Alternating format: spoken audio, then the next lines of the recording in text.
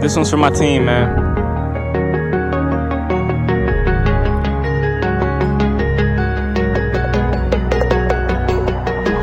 My team good, see, my team cray. My team make your team wanna pray. My team ill, my team so great. My team don't make them silly mistakes. My team hit your team like yikes. I be riding beats like I ride bikes. Last name Taylor, first name Ike. Hit them so hard that they wanna start a fight. Welcome back to WQKR 107.5 FM. I'm your host today, Donzo. I'm here with my co-host, David.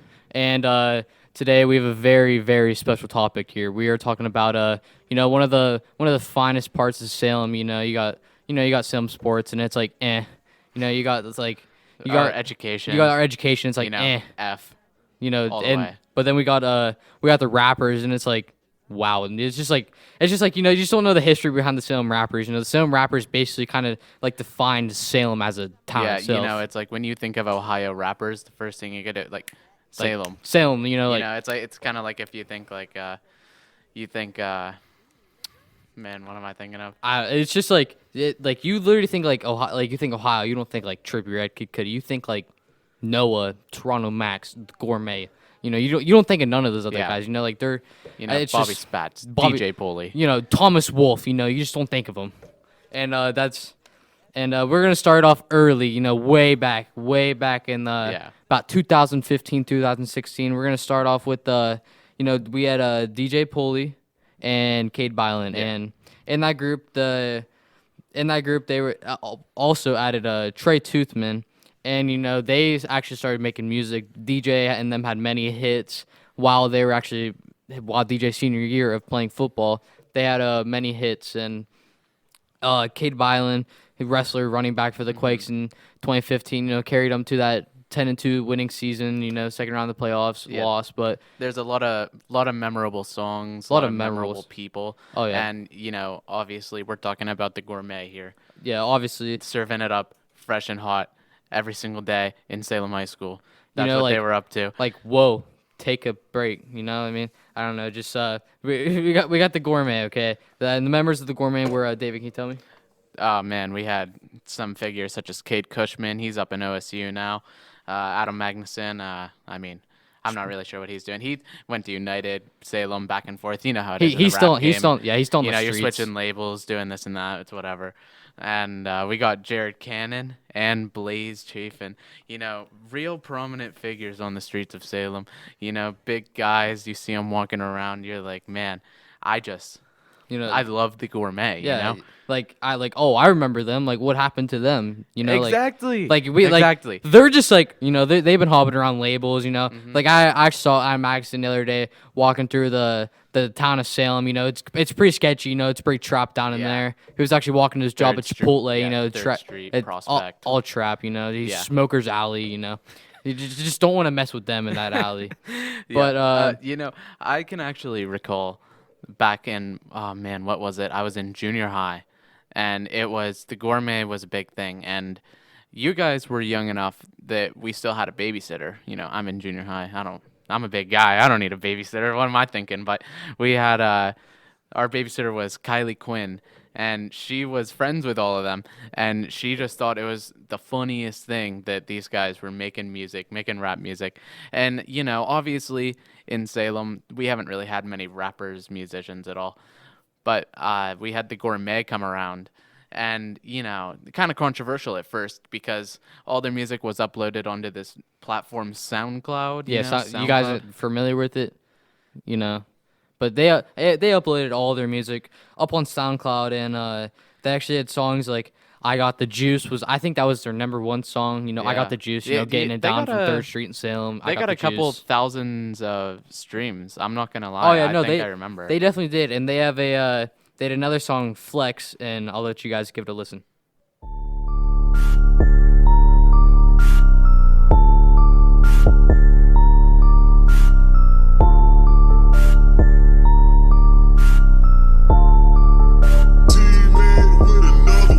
Whoa, take your breath. Move aside cause I'm up next. Strictly sticking to the script, I gotta hustle for the check. For the check, I gotta flex. I want that diamond Rolex. Want that icy gold chains hanging all around my neck. And you know, Whoa! one of the most controversial things about the Gourmet is that it is a group of young white men.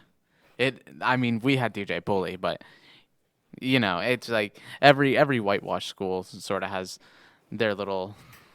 Yeah, I You know, know. I know what you're saying, but the But thing, that's what was most controversial about them, and yeah, I can even remember in junior high listening to the Gourmet because, you know, it was like that thing. It was like the thing that all the upperclassmen were talking about. Oh, did you listen to the new Gourmet song? No. And you know, Me. it's like you're riding around town. You can hear the trap, you can hear the bass booming out of people's cars. you know, fun fact, like my team good. You know what I'm saying? my team cray. You know, fun fact about the Gourmet actually, just obviously Salem real trap. You know, they're trying to come out the mud. You know, try and get out the streets, and they were actually recording in their cars. You know, actually making music in their cars. You know, just trying to get out, and eventually now they're big time studios. I think Kate Cushman's about to get a hit with Certified Lover Boy Drake. You know, it's just so hard to like predict the futures for them, but yeah, fun fact, they actually used to record in their cars, and now they're finally just making it out. But eventually, whenever the Gourmet first started rapping, there was a little conflict between the Gourmet and DJ Pulley's group, Yeah. and they actually had mad beef with each other, and they actually made many diss tracks on each other, which is very stupid. But they had beef about they were just talking crap on each other in songs, and I remember the first Cushman, ha ha ha, his mouth is like blah blah blah. You know, you familiar with that? Yeah, I'm familiar with that. But what was it? They remixed what DJ's first song was My Team. My Team. They And, actually remixed it. They remixed it, and they put like a trap beat over it, and I thought that was pretty funny. You know, and that kind of, I'm pretty sure that was like the start of the whole beef that they had with each other. Yeah, that was the start of the whole beef. Actually, what was another start of it was, I think it was back when I was in 8th grade. There was an assembly in the gym, and you know how we used to do like the basketball team. It was during the winter season. We'd do a rally, and like the basketball team would like come out and like they'd do a dance against the cheerleaders or something like that. Yeah. Okay, like well, pep rallies, you know. Yeah, like just pep rally stuff. And they had this song, and it was like 4 songs remixed together. And like in the middle of it was just a little clip of DJ going, "My team good." You know, I feel like My Team. You know, if I had to like say what song represents Salem, definitely gonna say My Team. Yeah. It's a classic. Yeah, you know, you it's just a can't beat it. staple, You can't beat honestly. it. And I actually called DJ up on the phone the other night to talk to him a little bit, and he said that My Team was actually a freestyle after a football game up in his attic, and yeah, it was a freestyle, and then he said it just happened from there, and then that's what sparked his rapping career. I'm not sure what he's doing today. I didn't really ask him. He's really busy on the phone, so I could only talk to him for like 2-3 minutes max. But I actually talked to him, and that's how the whole song started. My Team. And now I'm gonna bring it to two of the greatest guys in here. You know, they know their music the best. You know, they're actually music critics. You know, they're all over the world. You know, they've actually spoken to 2 Chainz and Kodak Black, and just 2 great guys. 2 very dedicated fans. Oh yeah, I will say that. 100%. And they're gonna give us their what's your guys' take? You know, Jackson, Noah. All right. So first of all, I'm like a primary source for the Cade Byland and the DJ Pulley group. I was pretty young. I was around in junior high when you were listening to the Gourmet, but I like grew up like basically like in the scene where the music was being made upstairs, like at my house, and it was pretty cool to like listen to and stuff. But when I was younger, I thought it was like the music was pretty good, but now that I'm older, I don't really like the music that much. But DJ and my brother used to just like rap together, and then they ended up having a beef with the Gourmet, another Salem rap group, and it was actually like super funny and entertaining. Their songs, like, it was pretty funny. Like, they actually like beefed about like each other's personal information. It was pretty funny. But yeah, spoken like a true historian. The man himself has been there seen that. And, I just wish I could have been there, only hearing by word of mouth. But Yeah, I don't know if you've actually listened to any of my brother DJ's songs, but if you wanted to look it up, there's Our Town on SoundCloud. It's pretty fire. You might want to give it a listen. You got to give him credit for at least trying. Like, you're in high school, you're gonna get made fun of no matter what you do. There's always critics around here, but me and Jack's been around the block a few times, and we've seen it all. So it's pretty all right. When back then, music was kind of different. Music evolves all the time. So listening to it back then and listening to it now is completely different. Yeah, and you know those high school kids back then had big dreams and aspirations that they were gonna make it out the hood with that rapping career and that flow and vocabulary. Who needs college when you have headphones and a mic? Yep. Exactly. Yep. It always gives me old Wiz Khalifa vibes, with the beats that they were producing. Yeah. I don't even know, did they even produce their beats or did they just rip them off the internet? That was always. I think they ripped them off the internet, but nowadays, I still have the privilege to listen to my brother making music whenever he just is in the mood upstairs, and it's still entertaining to me. That surprises me because they're all big time now. Oh yeah. They made it out. Yep. They made it out. So overall, pretty decent, I feel. Yeah, they didn't make it out on rapping. What's his rapping game like now? Pretty trash still. Hasn't improved. Yeah, no, not at all. He's a ginger white kid. I'm not gonna lie. I don't think he has a very good rapping flow. All right.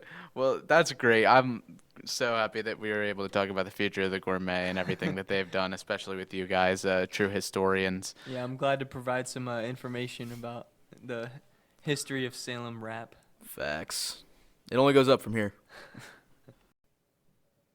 Saucing them boys. Got the gap on the wait. Snakes my life, no Gucci. President Carter, that's Tunchi. We're all ready for Carter. Fought that lighter flip, made me feel alive. Get Noah Ferrier, one of Salem's most famous rappers. He's definitely up on the list. We're gonna talk to him right here. We got him sitting across from me, me and the boy, and I know you've been on a couple songs. What songs have you been on? I was on one called Gat, which is what you just heard. Yeah, that was the first one I ever did. I was on. Weren't you on The Avenue? Yeah, Toronto Max's most recent album. I believe I was. I believe I've been on 3 or 4 songs. 3 or 4. And what verse are you most proud of? What verse really think you put the most work into and have you think is the best personally? Personally, probably my favorite verse of my own. I don't remember what the song was, but I had a bar about I'm on the Kendrick diet of leftovers and raw meat, which for anyone who knows, Kendrick is from his For Free interlude, and I was pretty proud of that one at the time. That's a classic bar, Okay, so what kind of made you want to start making verses and start just rapping a little bit, become one of Salem's finest? Well, it's kind of a intimidating thing to get into because you hear your favorite rappers, like 2 Chainz, for example, or Kodak Black, and you think, I could never do that. These guys have such immense skill. Then you listen to some Toronto Max or some Gormet, and you think, if these guys can do it, wow. Yeah, exactly. What's you have any inspirations? Inspired by anyone? Oh man. Yeah, I would be nowhere without my inspirations. Like I was saying, definitely 2 Chainz, maybe some Gucci Mane, definitely one of the greats. Just the poets, Oh yeah. Another big poet. You like Kanye? I do like Kanye. Not inspired by him though. Big Kanye fan. No, I'm a big Kanye fan, but honestly, man, I can't lie to you. He's probably the worst producer in the game right now. Yeah. His sampling is just awful. Yeah, I got you. Honestly, just terrible. I've got another question. What kind of made you stop making music? Because I know you haven't dropped anything or made any verses and nothing in a while. Yeah, it's been a while since I released anything. I might have some stuff in the works.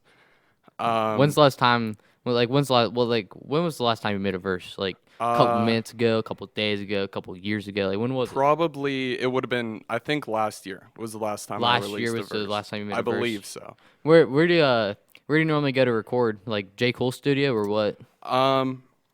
Honestly, my favorite place to record is probably Max Komet's bedroom. That's where I usually frequent. Max Komet's, isn't that like Toronto Max's bedroom? Yeah. Wow, dude! Like, how'd you even get in contact with him? You know, just old friends. He actually sought me out. He said he really respected my ability. Really? Told me that he hopes to achieve my level of lyricism someday. Wow. So you think Toronto Max is almost inspired by you? I would say so. I think he's greatly inspired by me. Yeah, and rightfully so. Rightfully so. I think I really am one of the best in the area. Who would you say that who would you say your music like resembles in the rap game? You know, the Salem gang. I got to be honest with you, Donnie. No one out here is doing it like me. Wow. Wow. It's So you're just a different breed, one of a kind. I would have to say that I'm built different. You're just built different, dude. That's a statement, folks. You kind of caught me off guard with that one. You're just like you're your own guy. Yeah, I would say so. And that's the main reason I think why I stopped making music. You gotta go out on top. I totally understand that. What age did you like really start getting into music and then thinking like to yourself like man, like I could really do this? Well, I started young age. Yeah, I've always been really into music, Probably in my early teens is when I started really getting into it. And then I'm telling you, man, once I started listening to people like 2 Chainz, it's just inspired me so much, and I had to start writing for myself. Totally. Who was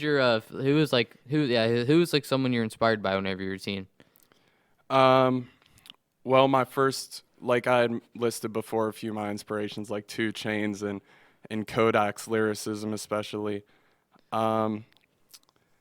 Just basically anyone in the underground scene. I gotcha. I totally understand that. You say you record at Toronto Max's, what is it, bedroom? Basement? Yes, bedroom/studio. Do you think he's a competition to you at all? Or do you just think like he's straight garbage? I want you to be 100% honest with me right here. Let's just let's put it like this. Let's say that if I had a recording studio in my bedroom, he would not be getting any recording time. You don't there. think so? I really can't.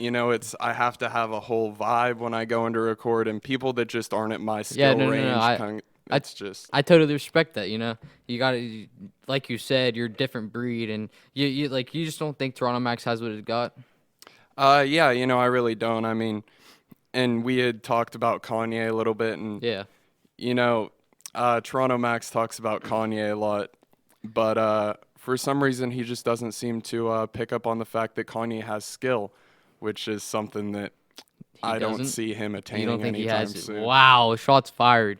Where do you think? So, let's just hate on him some more. Where do you think he stands out of the Salem rappers? Like dead last. By like the Gormet and stuff, or do you think he's up there with you? Or he's just like solid middle. What are you thinking? I want to give him some respect because just some respect. Yeah. Yeah. He does have a couple listens on the Spotify. Yeah, and he's really out here grinding as bad as he may be. He just trying to make it out the mud. Yeah, Max is someone that I look at when people say you don't need to have talent to become a rapper. It's he's just really like an inspiration to a lot of kids around here. So you think he's just like a rhyme zone kind of guy? I believe so. Yes. I totally respect that. So maybe you didn't enjoy, Noah's first verse. I honestly thought it was straight heat coming out of Salem, but we'll let you guys, have one more listen. He does have many verses, and here's another famous one of his. Drunk words or sober thoughts. I'm starting to know what that money do. Cruise Cruise around, seat back comfortable. Locked in the whip, soul coming through the speakers. Wanna ride like horses do, but I still don't know what that fame do. Gave it some thought, now want to. Live low-key, stack cash, get a girl, relax, that shit sounds incredible. But my family says I work too much. Rich people don't sleep 8 hours to skateboard. All right, so Noah, I have a serious question for you. The first time I listened to that song was whenever the album first dropped, and I was like, man, this guy's spitting bars. But then at the same time in the back of my head, I'm thinking like, dude, how do you manage to work all those hours and be able to stay up in the rap game? You know, I just don't know how you do it.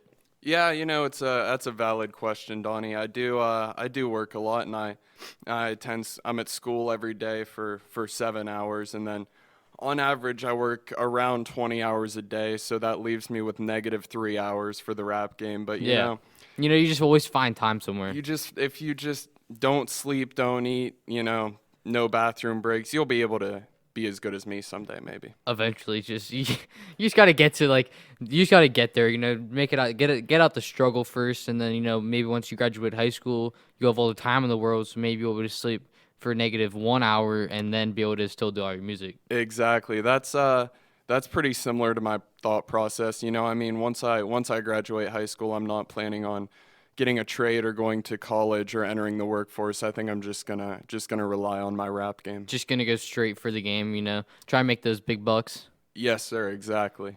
Would your who would you rather whenever you first, because I know you're gonna make it out, you know, who's gonna be the first rapper that you're gonna want to listen to?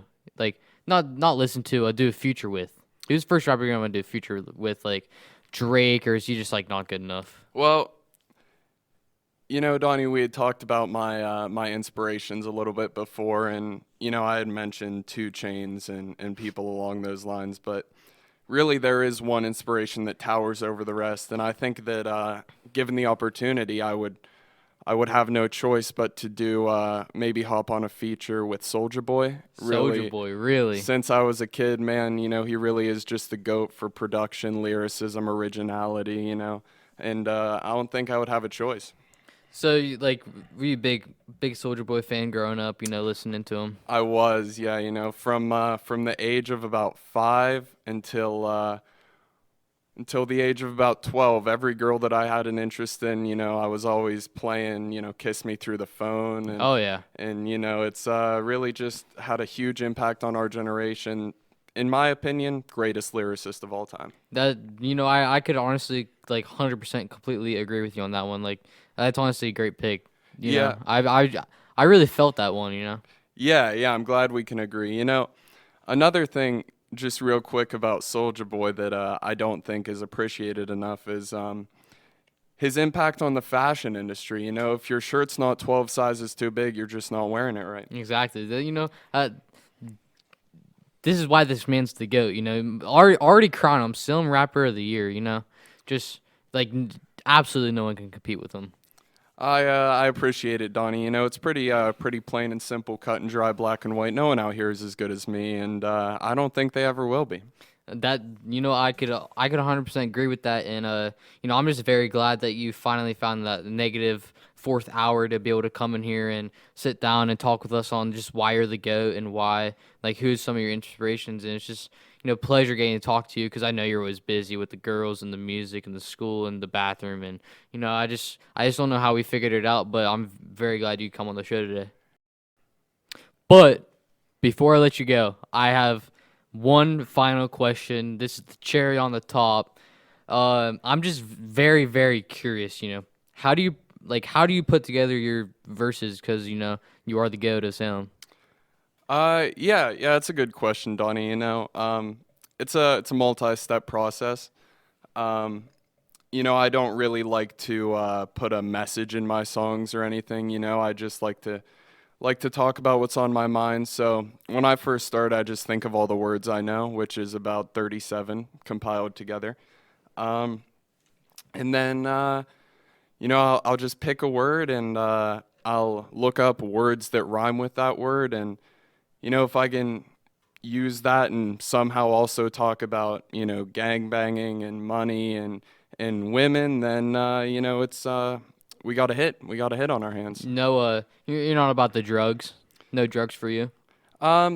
No drugs for me. I think they taint my creative process, honestly. I wouldn't want anything messing with that, but Yeah, it can't have anything messing with that, lyrical brain of yours. absolutely not. I mean, like I said before, I'm a genius. I could actually, if you wanted me to give you an example right now of how I write, I could give you one. Yeah, for sure. We got him right here. You heard it here first. He's gonna show us. Let's see it. All right, this is just something I whipped up last night. I figured that I might have to spit some while I'm on here. So, I wrote this. I'm just always proud of how original I am, and it's going to be nothing like you ever heard. So, here goes. It's these women love Sosa, O end or no end. Messing with them O boys, you gonna get screwed over. Boom! Wow! Wow, dude, I feel the mic. It's on fire. It hurts. It's so hot. Wow, dude, that was that bars. You heard it here first. That's bars. I just don't know how you thought of that. I just want to stress that if you hear that from anyone else, they're copying me. I'm really just the king, man. Yeah, you heard it here first, and you heard it here. Noah, the GOAT, King of Salem Rappers. Take your crown right now, and thanks for coming on the show. Yeah, man, it was a pleasure. I'm glad that I graced you with my appearance. And from past to present, I'd like to introduce you to the man of the house. We got the MVP rapper. If anyone else got something to say about that, you come see me. I'm right here outside the school. If you got a problem with that, you come see me. I'm about that. Big trust. Woo woo. Toronto Max in the flesh. Yes, sir.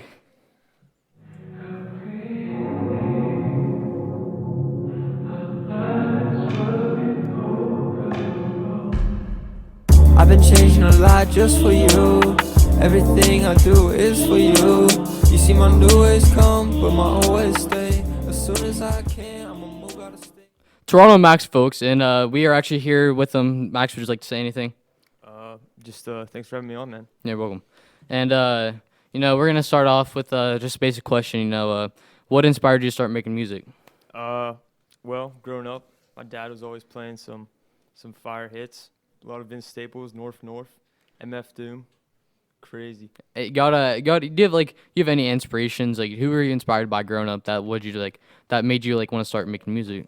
Well, honestly, it just kind of happened by chance. Chance Rapper? No, not Chance. I don't like Chance, man. Chance is whack. Nah, it was just one night I go to my boy's house. We're down in his basement. Made 13 songs in one night. 13 songs. Yeah. You made a whole album. Crazy. Did you release it? Yeah, did you ever release that album? Or Yeah, where's Genesis? Genesis, first one? Yeah, CD. Only. What are you speaking of Genesis first album, what project are you most proud of? I'm gonna go with the newest one, Toronto Max 20. Why? Every project I learned something new. You learn how to make beats in a different way. You learn how to mix better. Personally, my favorite album by you was Sudden Death. I don't blame you. That's personally my favorite album, because we had pretty good features on there. Absolutely. But I honestly thought that the way you produced the album was because you produce all your songs, right? Yeah. And I thought that was it kind of blew me away because I never really heard I've listened to your music before, but it was I don't know what it was. It was just it never sounded professional to me. And then once you dropped Sun Death, it almost sounded like a professional artist would make you. No, I agree. I don't know what happened. I don't know what music I was making before, but something was different. Just something hit on. You that know what album? I can say? Absolutely. I can say that I think your music has evolved and grown more than any other local artist I've heard, because it's very audible when you in your voice and the flow that you use and the way you produce your beats, and especially now the way you mix them. I think it really just it all ties together, and it proves that you're actually learning and you're growing as an artist.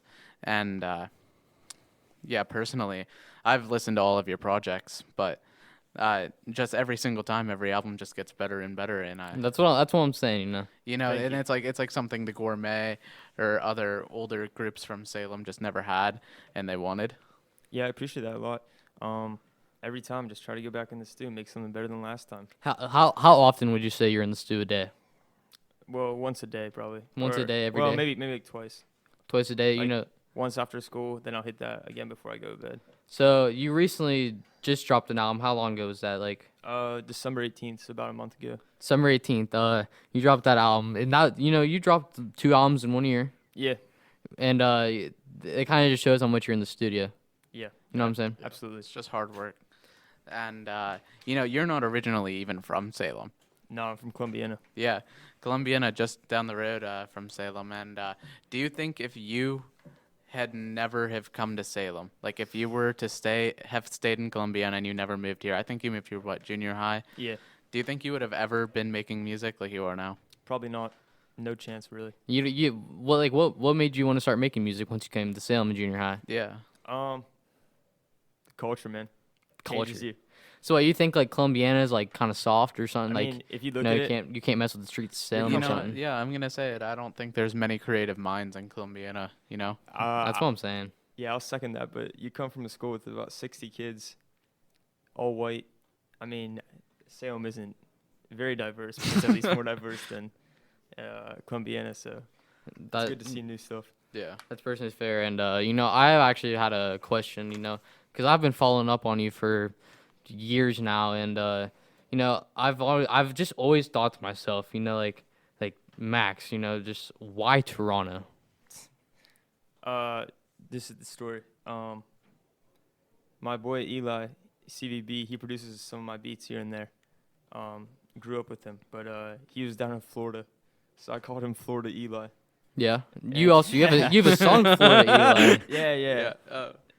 If you pull that up, we can play that. You have a song Florida Eli. And, keep on going. That was a weird time, but I was with the Florida Eli thing, so I was giving everyone names. I think Grant was in Iowa, so I called him Iowa Grant. I mean, I never been to Toronto, but it just sounded good, It's a dream destination. And, you're a big Drake fan. I'm sure that was also an inspiration. 6 God, straight up. And here's Florida Eli. Florida Eli's back again, back on the pills again. Hookers and drugs when the feds call me, shoves it under the rug. Quick visit to the motel with the bed bugs. And how long ago is that? That is... What's the date on that? That's 2018. Yeah, that's 2018. Like November 3rd or something That was the Big Smoke tape? Big Smoke tape. 3 years ago. The Big Smoke tape, yeah. What were you, a freshman? 8th grade. 8th grade. 8th grade he dropped that, and you're junior now. Nah, I was a freshman. Yeah. Well, 8th grade freshman still. Yeah, That's still very young to be making such a... I don't think I could think of any freshman who could make or produce that. I appreciate that. Yeah. And you produced all those songs whenever you were little, correct? Well, no. I mean, my first tape, we just used YouTube beats. But then after that, I started working with the garage band. And my boy Eli, he was sending me beats every day. So it just kind of went from that. Yeah. I personally remember... Whenever you dropped, what was it called? Personally, my favorite on Toronto and Back, the first track, Lord and Prayer. That's my favorite song of you from all time. Do you have any thoughts on behind that song? It just had a beat that I'll play the song for you. The beat just like almost took me away. Crazy.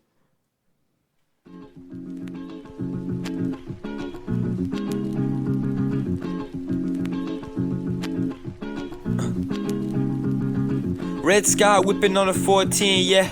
What the hell I'm saying, I ain't 16, yeah. Never seen with this much green, yeah. But you see young Max with a dream, yeah. Still waiting to burst on the scene, yeah. On the boat, I'm flowing upstream, yeah. I'm sitting steadily until someone scream, yeah. Play some honeys over, thank God for Deem, yeah. Or a love letter with the whole ream, yeah. Even to me, that seems extreme. And you dropped this album in the summer, correct? Yeah. So was it almost like a beachy vibe? Were you just trying to go for a different vibe? I pick up an Anderson .Paak kind of vibe. That's what I'm saying. I feel that. I felt that. We were all listening to Anderson. Yeah, it must have been. When did we go to the concert? It was cold. I think it was fall, wasn't it? It was spring I think it was April 2019. Yeah. And I dropped that in July. So yeah, for sure. So you're just trying to get those summer vibes, Yeah. Because I know I've recently saw like, and with your music, you know, like whenever you were younger, you used to do like, you know, it wasn't like, cause like I feel like some of the songs I've listened to on like Sudden Death, you know, I almost got like, almost like those sad vibes, you know what I mean? Hey, you Like know, put me down, like Dark and Place interlude, you know. artists are always changing, and Like have you like, do you think like you've changed? Yeah, no, for sure. I think about what the music sounds like and my beat selection and what I'm saying. I think it's important. You know, a big problem with artists nowadays is when they are producing their beats or putting their vocals over their beats, they listen to it so many times that they think the song is bad. Do you ever have that issue? Yeah, that happens about every album I do. I really doubt it until it comes out, and then even when it comes out, I don't listen to it. I'll come back to it like a month later. So like I probably just came back to Toronto Max 20 like probably a few weeks ago. Yeah. Because I just listened to it so much, and you gotta make sure the mix is as good as it can be, and it happens often. So you know, what being one of the artists in Salem, do you care about whenever the people hate on you? No. It doesn't bother you. That's always you're still been just making music. One issue with Salem rappers is that there has always been hate surrounding the rap game in Salem, and it seems as though you've overcome it. And how have you gone about that, and why don't you listen to the people that hate? I won't lie. I used to like we were beefing with Cade Cushman in 2018 or something, and that really got to me low key. I had these people on Twitter coming from me crazy, like people I had no idea who they are, like up in Youngstown and stuff. But you just gotta keep young. It doesn't matter. Like, Yeah. I remember whenever you were in 8th grade, you know, you had beef. Dropped that song "Good Kids." Yeah. What was the meaning behind that song? It's all love now, but we were I don't know what's happening at the time. Some people were throwing some parties, and for some reason I just wasn't about that. You just weren't about parties, you know. Are you just more of like a, you know, just stay home, make beats, songs kind of guy? I just like to kick it with myself. One thing you have said in the past is that no idea is a bad idea. Do you still stick with that philosophy? Yeah, I'm gonna go with it because even if it's a bad idea, it's better to get it out and realize that you can't do that again than to keep doing it. But what about backlash for these bad ideas? Like, could you elaborate on that? Yeah, like how do you deal with the backlash? If you do have a bad idea, say you're in a business meeting and you pitch a bad idea and everyone just gives you a dirty eye. If you keep pushing it and then it's successful, they'll see. Straight up. So out of the Salem rappers, you know, like where would you place yourself? 1, no debate. You think you're number 1? Yeah. 100%, like no one's like even up to you. I mean, if you go look at it, who is the discography I have? You heard it here 6 first. mixtapes. You heard it here first, folks. Where's No's mixtape? You heard it here first. Heard it here. And Dave, anything else for the big guy in the house? No, I'd just thank you for coming on. It's been great. Appreciate it.